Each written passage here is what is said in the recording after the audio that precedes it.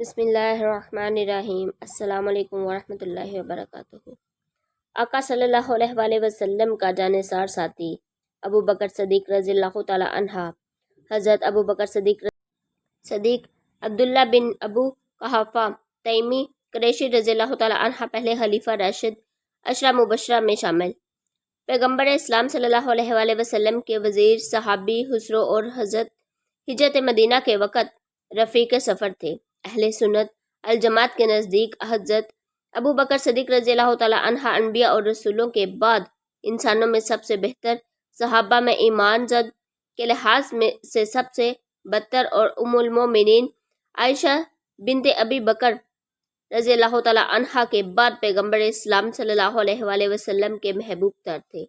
عموماً ان کی کنیت ابو بکر کے ساتھ صدیق کا لقب لگایا جاتا ہے، جیسے ابو بکر صدیق رضی اللہ تعالی عنہ کی تصدیق تائید کی بنیاد پر پیغمبر اسلام نے دیا تھا۔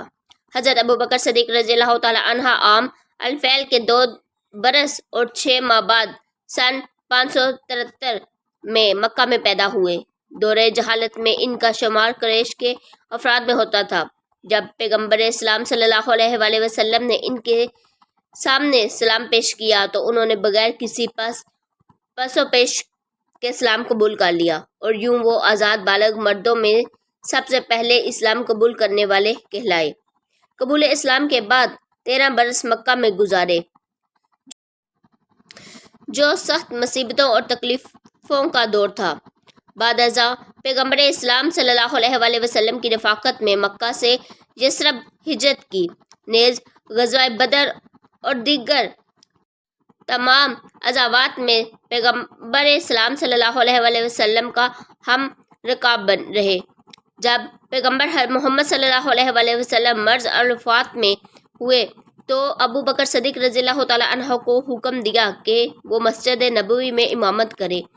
پیر 12 ربیع الاول سن 11 کو پیغمبر صلی اللہ علیہ وآلہ وسلم نے وفات پائی، اور اس کے بعد ابو بکر صدیق رضی اللہ تعالی عنہ کے ہاتھوں میں مسلمانوں کی بیعت خلافت کی۔ حضرت سیدنا ابو بکر صدیق رضی اللہ تعالی عنہ کا نام عبداللہ بن عثمان بن عمر بن عمر بن عقب بن تیم بن امرہ بن عقب ہے۔ بن مرہ بن عقب تک آپ کے سلسلہ نسب میں کل 6 واسطے ہیں۔ مرہ بن عقب پر جا کر آپ رضی اللہ تعالی عنہ کا سلسلہ وضو بنی نبی کریم صلی اللہ علیہ وآلہ وسلم کے نسب سے جا ملتا ہے۔ آپ رضی اللہ تعالی عنہ کی کنیت ابو بکر ہے۔ آپ رضی اللہ تعالی عنہ کے والد محترم کا نام عثمان بن عمر بن عقب بن اسد بن تیم بن مروہ اور بن عقب بن لوی بن غالب بن فہر قریشی تیمی ہے۔ کنیت ابو قحافہ ہے۔ آپ فتح مکہ کے روز اسلام لائے۔ آپ صلی اللہ علیہ وآلہ وسلم کی بیعت کی۔ حضرت سیدنا ابو بکر صدیق رضی اللہ تعالی عنہ کی وفات کے بعد بھی زندہ رہے اور ان کے وارث ہوئے۔ آپ کی خلافت فاروقی میں وفات پائی۔ حضرت ابو بکر صدیق رضی اللہ تعالی عنہ کی والدہ محترمہ کا نام سلمہ بنت زہرہ بنت عمر بنت عقب بنت اسد بنت تیم بنت مروہ ہے۔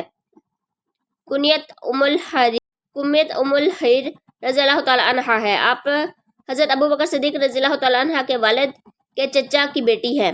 ابتدائی اسلام میں آپ صلی اللہ علیہ وآلہ وسلم کے ہاتھ پر بیعت کر کے مشرف با اسلام ہو گئی تھی۔ مدینہ منورہ میں جمادی الثانی 13 ہجری میں وفات پائی۔ حضرت ابو بکر صدیق رضی اللہ تعالیٰ عنہ کے ازواج بیویوں کی تعداد 4 ہے۔ آپ نے 2 نکاح مکہ مکرمہ میں کیے اور 2 مدینہ منورہ میں۔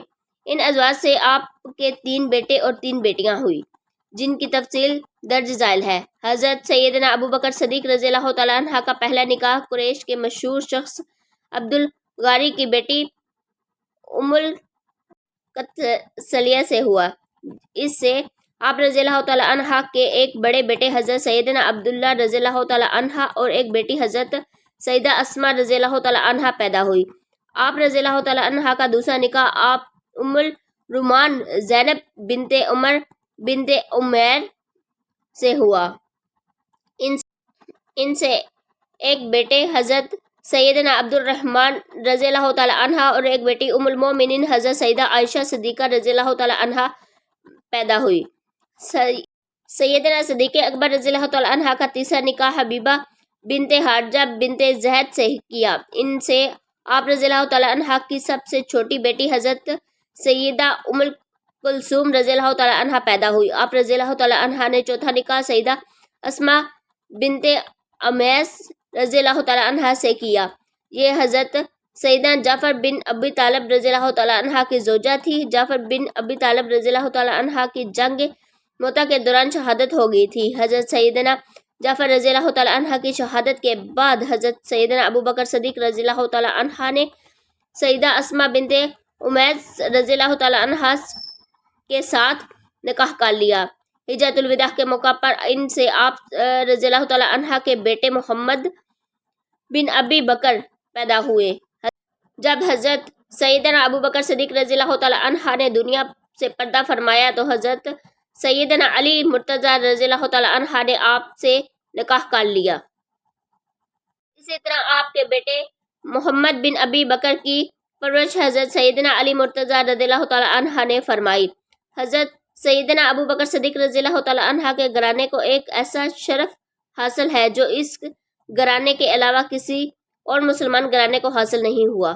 حضرت ابو بکر صدیق رضی اللہ تعالیٰ عنہ خود بھی صحابی، ان کے والد حضرت ابو قحافہ رضی اللہ تعالیٰ عنہ بھی صحابی، آپ کے تینوں بیٹے حضرت عبداللہ رضی اللہ تعالیٰ عنہ، حضرت رحمان رضی اللہ تعالیٰ عنہ اور حضرت محمد بن ابی بکر رضی اللہ تعالیٰ عنہ بھی صحابی، آپ رضی اللہ تعالیٰ عنہ کے پوتے بھی صحابی، آپ کی بیٹیاں حضرت سیدہ عائشہ رضی اللہ تعالیٰ عنہ، حضرت سیدہ اسماء رضی اللہ تعالیٰ عنہ اور حضرت سیدہ ام کلثوم رضی اللہ تعالیٰ عنہ بھی صحابیات اور آپ کے نواسے بھی صحابی ہوئے۔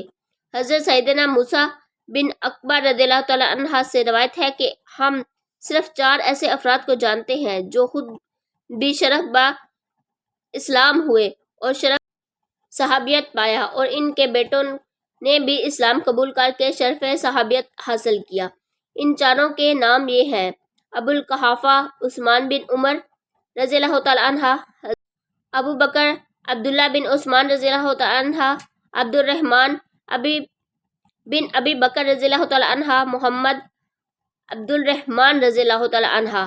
منصب خلافت پر فائز ہونے کے بعد ابو بکر صدیق رضی اللہ تعالیٰ عنہ نے مسجد نبوی صلی اللہ علیہ وآلہ وسلم و صحابہ وسلم میں منبر پر بیت العام لی۔ بعد ازاں کھڑے ہو کر ایک تاریخی خطبہ ارشاد فرمایا۔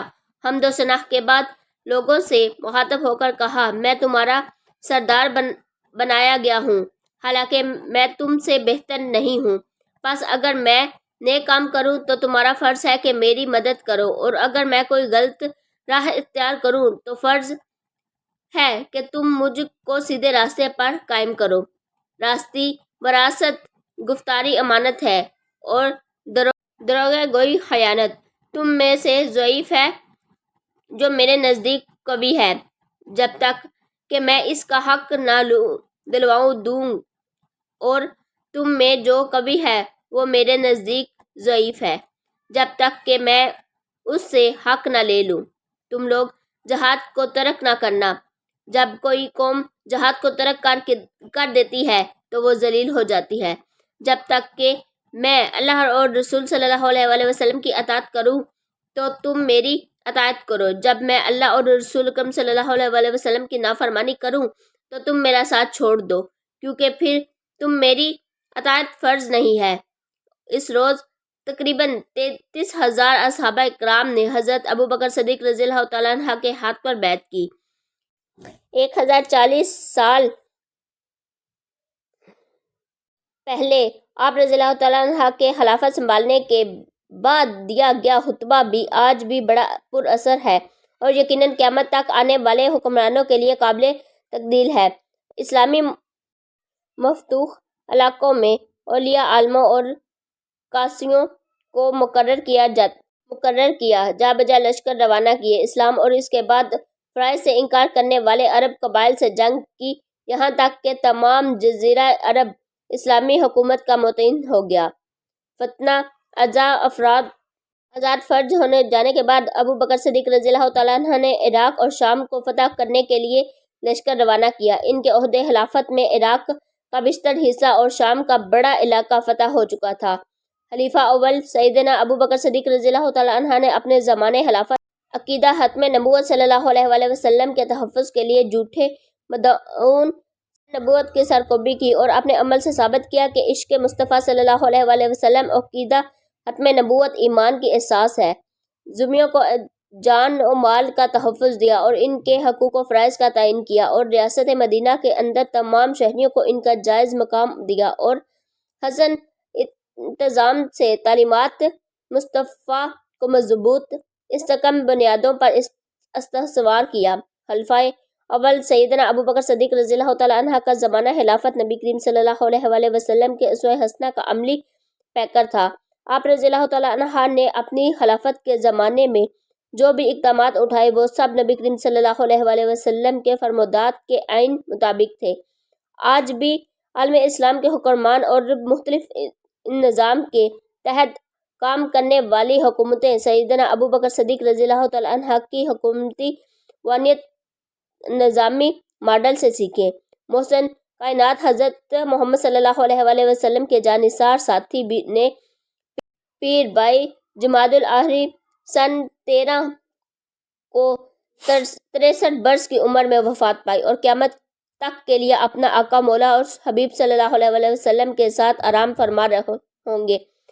اللہ تعالیٰ کی لاکھوں کروڑوں رحمتیں اور برکتیں نازل ہوں آپ صلی اللہ علیہ وآلہ وسلم پر اور آپ کی آل پاک پر اور آپ صلی اللہ علیہ وسلم کے صحابہ کرام پر، اللہ تعالیٰ کی اجمعین۔ آمین ثم آمین۔